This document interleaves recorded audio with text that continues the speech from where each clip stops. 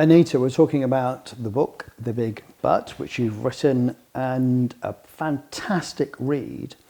Another theme that goes throughout the book is the issues that the main character has with money. And it's a really interesting theme, like we did relationships a little while back. So money and relationships, two things really important to people. So explain a little bit more about money and law of attraction to me. You're right. In the book, we do talk about money. The archer, Jack, is trying to get the main character to talk about money because Jack wants to give some advice or some tips or to help. But the main character keeps avoiding it because they have this really negative feeling about money because they don't have enough of it. How often do we not have enough money in our lives? We'd always like more. It would, be wonderful to have a bank account. And I always remember there's a story, or somebody once said to me something about having a magic pocket where every time you put your hand in, the exact money came out to pay for whatever you wanted to have. And I thought, well, wouldn't that be wonderful? There's almost the same concept if you think about your archer. The archer works off the principle that the universe is abundant, it never runs out, it can't ever run out. It's not a competition. There isn't a certain amount of money that can only go to one or two people. It can go to everyone. It comes down to self-worth, whether we believe we deserve to have this money, but it also comes down to people actually asking for it, believing they'll get it, and then receiving it. And where a lot of people fall down with the law of attraction, I believe, is that they are really good at asking for it. They kind of believe they're going to get it, but then they don't receive it because they're not really sure that they deserve it. Many years ago, I was having a conversation with a friend around money, and then when we were thinking about it, we realized that actually we were surrounded by money. There were banks around us that had money in the cash point machines. There was money in the tills of the shops around us, and there was money in the bank accounts of the houses around us. So there is an idea that money is just an energy that's vibrating at a certain level. And if our thoughts about money are down here and we're focused on lack and debt and not having enough, it's not aligned. So how can they match up? How can they meet? And in the book, the archer keeps shooting bronze arrows about money to the main character and the character actually questions it because they said, well, I thought a bronze arrow was meant to make me feel good for a short period of time. And the archer explains, you think about lack and debt and not having enough money so often, you must enjoy it because you wouldn't think about it all the time unless you enjoyed it. So I just give you more of the same. So it becomes this sort of circle of thinking about lack and debt, then getting an archer who's giving you more of what you're thinking about, which is lack and debt and not enough. So you're certainly not suggesting that we go rob a bank. Nope. Or we go and beg from our friends. How do you reconcile this? How does this work out then from a point of a law of attraction? How do we get the sort of right mindset, if you like, about money? I think the key thing to do is to challenge any limiting beliefs you may have.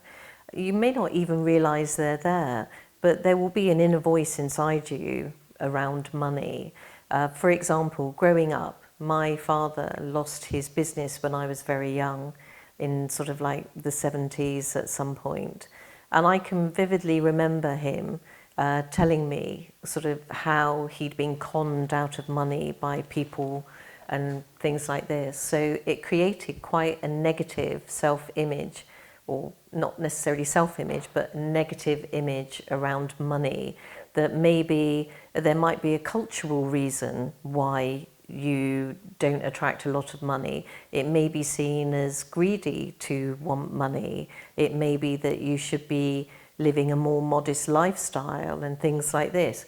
So there are beliefs that we have in our heads around money. Also, what if nobody in your family has ever been wealthy or successful?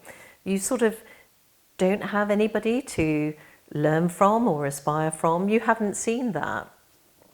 But just because you can't see £1 million in your bank account doesn't mean that it doesn't exist, that it can't exist, because it could.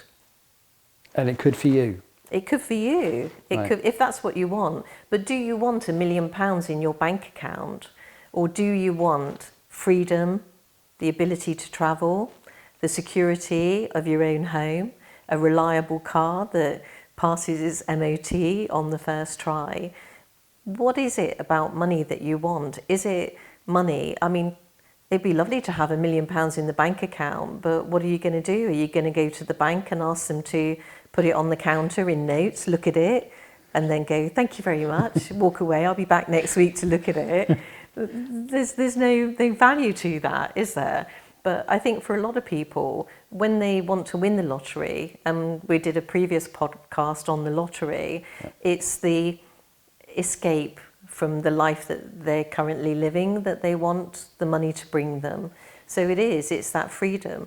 And I always think that having enough money and having the abundance gives you choice. You can choose whether to do the job you're doing. You can choose whether to drive the car you're driving. You can choose to live in the house you're living, or you can choose another one.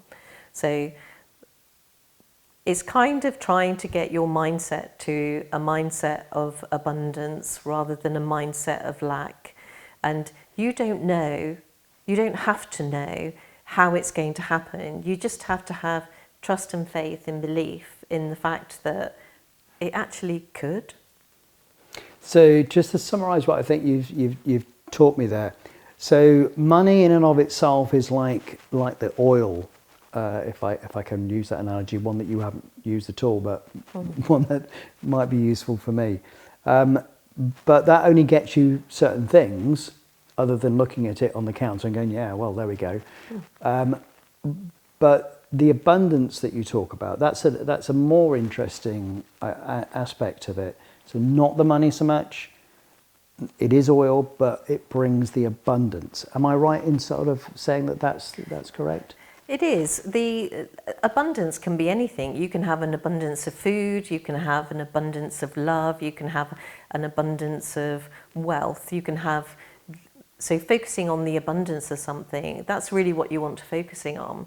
So rather than saying, with money, I want £1 million, you could ask for £1 million. And there's a great story from the film The Secret, where Jack Canfield, who wrote the book Chicken Soup for the Soul, says that he was trying to manifest money, he was trying to get money, and he was trying to work out how to do it. So he wrote himself a check for, I think it was $100,000, and he attached it to his ceiling. So every morning when he woke up, he saw this check for $100,000.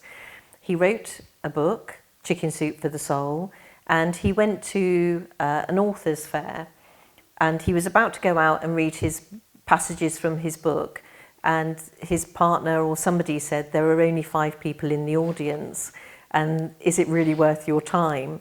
But Jack decided to go out, and he read his book, and then a lady approached him and said that she was a journalist from a newspaper, and she loved his book, loved what he'd spoken about.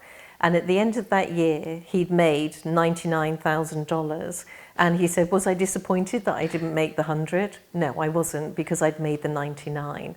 So it's not necessarily focusing on the amount that you want, but then if you believe in the law of attraction, anything is possible.